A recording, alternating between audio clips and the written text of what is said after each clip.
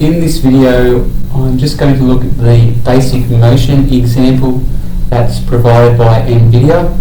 So we'll just start by turning on our JetBot. Usually takes about 2 minutes to boot up, and you will know once it's booted up and ready to go once the LED screen illuminates on the back end of the unit. So that will show you your IP address, which you will need to use to log in into the unit. So we'll start to log in. We'll open our web browser up. I always start at the Waveshare wiki page. It's a nice easy spot to get the address template. So we'll copy this address template, put it into a new tab, and then we'll insert our IP address that we got from the back of the JetBot. So punching it in now, there we go. So we'll enter our password, log into the JetBot. Loading. So there's the basic motion example that we want to run. So we will load that up.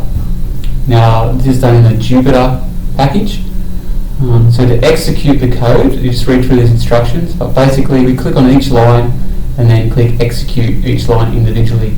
So there's a few lines that need to be executed, as you can see on the example here. And we'll click this line here and the robot will begin to turn, begin to pivot around.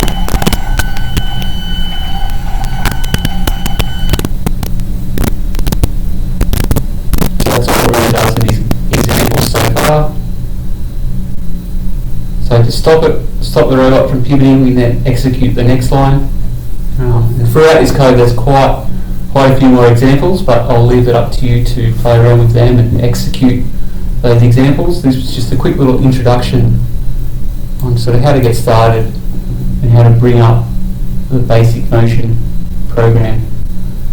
So we just need to be careful that we do shut down the JetBot correctly, so corrupting the operating system.